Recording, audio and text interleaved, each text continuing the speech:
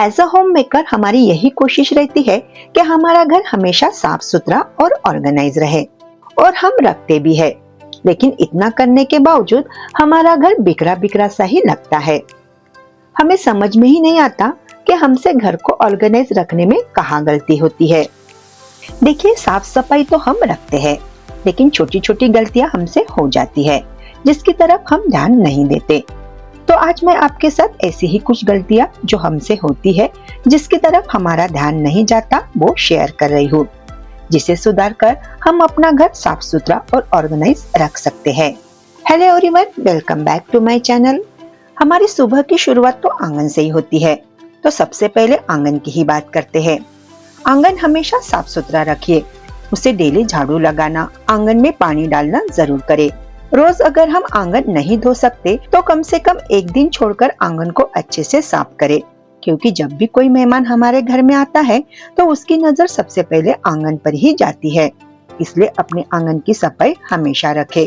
अगर आपसे नहीं होता तो आप मेट लगा सकती है, पर आंगन को नजरअंदाज मत करें। आंगन बड़ा ना हो तो आप गार्डन नहीं बना सकते, तो कोई बात नहीं, कुछ छोटे मोटे पौधे जरूर लगाएं। इससे हमारा आंगन खूबसूरत भी दिखता है और हमारे घर में एक शांति और एक सकारात्मक ऊर्जा बरकरार रहती है। अब दूसरी गलती भी हमारे आंगन से ही रिलेटेड होती है, और वो है जूते चप्पलों को लेकर। हम जब भी बाहर से आते हैं तो अपने जूते चप्पल दरवाजे के सामने ही निकाल कर रख देते हैं।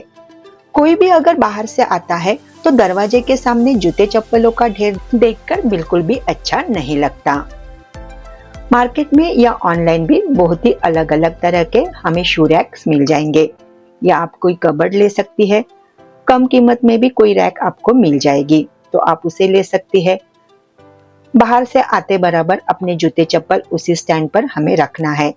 इस काम के लिए हमें 1 मिनट भी नहीं लगेगा, और हमारे घर का मेन एंट्रेंस ही एकदम साफ सुथरा और ऑर्गेनाइज दिखेगा।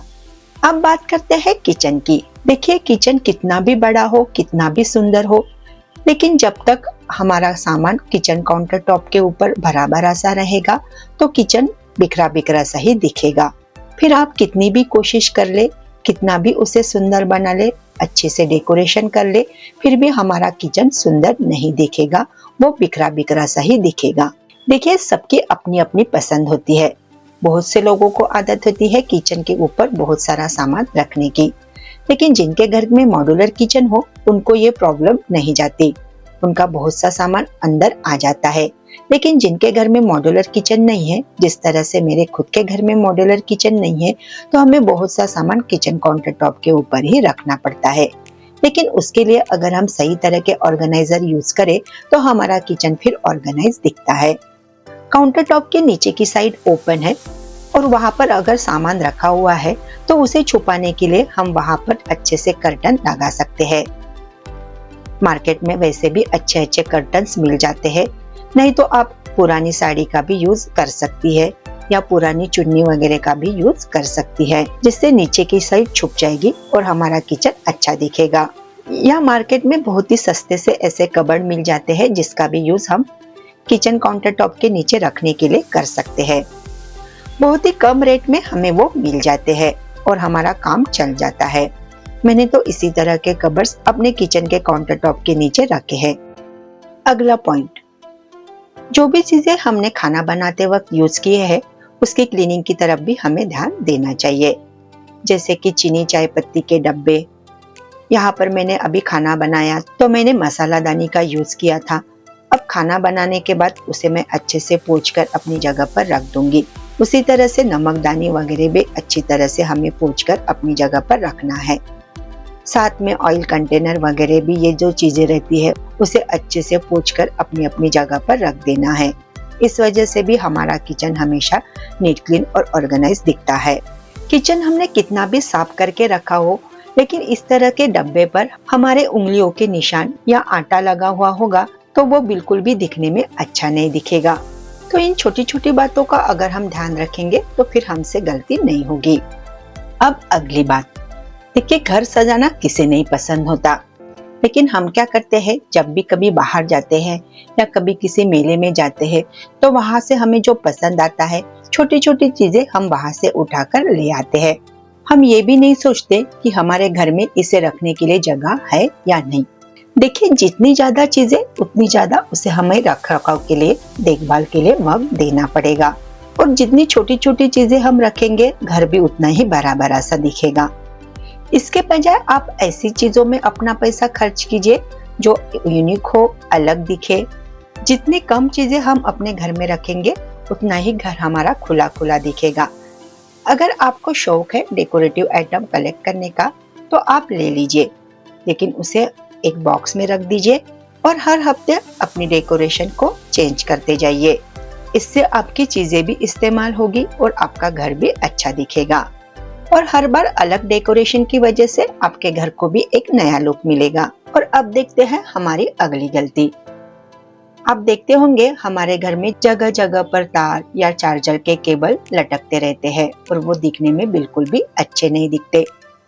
जब भी आपका फोन चार्ज करके हो गया हो, तो आप उसे तुरंत निकाल कर रख दीजिए और उसका चार्जर और केबल निकाल कर उसे फोल्ड कर एक बास्केट में रख दीजिए। उसके लिए एक अलग से बास्केट हमेशा रखिए पास में ही, तो आप तुरंत वहाँ के वहाँ वो चार्जर के केबल वगैरह रख सकती है। तो ये छोटी सी बात हमें ध्यान में रखनी है। जब भी हमारा फोन चार्ज हो गया है या केबल कोई लटका हुआ दिख रहा है, तो उसे तुरंत निकाल कर फोल्ड करके रख दे। इससे हमारा घर फैला हुआ नहीं दिखेगा। अब अगली बात करते हैं। आपने बहुत से घरों में देखा होगा कि कोई चिट्ठी, रसीद या कोई इलेक्ट्रिक का बिल ही ले लीजिए या कोई हॉस्पिटल का पर्चा, वो यहाँ वहाँ पड़ा दिख जाता है। तो उसके लिए आप एक अच्छी सी कोई बास्केट रख दीजिए या कोई भी फोल्डर या फाइल बना लीजिए। अगर हम हर चीज के लिए कोई प्रॉपर जगह या प्रॉपर तरीका अपनाते हैं, तो हमारा घर आसानी से मैनेज हो जाता है। अब अगला पॉइंट है हमारे कपड़े। देखिए, हम कपड़े धोते हैं, सूखने के बाद उसे निकाल लेते हैं। निकालने के बाद हम आते हैं और उसे बेड पर या सोफे पर ऐसे कहीं भी पटक देते हैं। जितना हो सके सूखे हुए कपड़े तुरंत के तुरंत फोल्ड करके रख दीजिए। नहीं तो कम से कम आप 2 बास्केट ले लीजिए। एक इसमें आप धोने वाले कपड़े रखिए और एक बास्केट में आप धुले हुए कपड़े रखिए। जो कपड़े आयरनिंग के लिए देने हैं, वो कपड़े अलग से रख दीजिए। इस तरह से आपके कपड़े फैले हुए नहीं दिखेंगे। अचानक कोई मेहमान आ भी जाए तो भी आपका घर प्रॉपर मैनेज दिखेगा। अब सबसे जरूरी बात, उठते बराबर अपना बेड लगाना। जब भी आप उठते हैं तो तुरंत के तुरंत अपना बेड लगा लीजिए। नहीं, अभी जल्दी है, बाद में कर लूंगी, ऐसे करते करते आप अपना बेड अगर नहीं लगाती है तो वो बिल्कुल भी अच्छा नहीं दिखता। जब हम सुबह उठते बराबर अपना बेड ठीक कर लेते हैं, ब्लैंकेट वगैरह अच्छे से फोल्ड करके व्यवस्थित रख देते हैं, तो हमारा बेडरूम एकदम से सुंदर दिखने लगता है। एक्स्ट्रा की कोई क्लीनिंग हम करें ना करें, लेकिन अगर हमने बेड भी ठीक कर दिया तो भी हमारा बेडरूम एकदम साफ और ऑर्गेनाइज दिखने लगता है।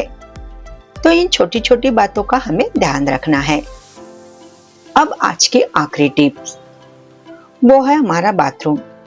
बाथरूम की हम कितनी भी साफ सफाई कर ले, लेकिन सिंक है, उसमें यूज होने वाली बकेट, मग या आईना, इनकी क्लीनिंग की तरफ अगर हम ध्यान नहीं देते तो बाथरूम हमारा क्लीन नहीं दिखता। मिरर के ऊपर साबुन या पानी के छींटे, उसी तरह बेसिन में भी अगर पानी के दाग, साबुन के दाग पड़े हुए हैं और एकदम से कोई वहां पर आ जाता है तो उसकी नजर वहीं पर चली जाती है, तो वो बहुत ही गंदा दिखता है। इसलिए इनकी क्लीनिंग की तरफ भी हमें ध्यान देना पड़ता है। वॉश बेसिन को हमें डेली क्लीन करना चाहिए। बाथरूम में यूज होने वाली बकेट, मग, इसे आप हफ्ते में 2 बार क्लीन कर सकते हैं। इससे आपका बाथरूम हमेशा ही क्लीन दिखेगा और साफ सुथरा दिखेगा। मैं तो ऐसे ही करती हूँ। कमोड, वॉश बेसिन, इसे मैं डेली क्लीन करती हूँ। बाथरूम में लगे मिरर को दिन में 1 बार अच्छे से पोंछ लेती हूँ। साथ में बाथरूम की टाइल्स, नीचे की फ्लोर मैं हफ्ते में 2 बार अच्छे से घिसकर क्लीन कर लेती हूँ।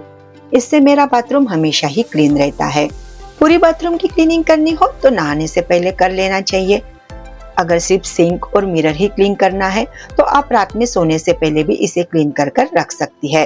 तो फ्रेंड्स, ये थी छोटी छोटी गलतियां जिसकी तरफ हम नजरअंदाज कर देते हैं, तो हमें इसकी तरफ थोड़ा ध्यान देना चाहिए। अपने हर काम को प्रॉपर तरीके से करना चाहिए। हर चीज की एक प्रॉपर प्लेस जरूर तय कर दीजिए। जो चीज जहाँ से ली वहीं पर उसे वापस रख देनी है। जिससे आपको परेशानी नहीं होगी।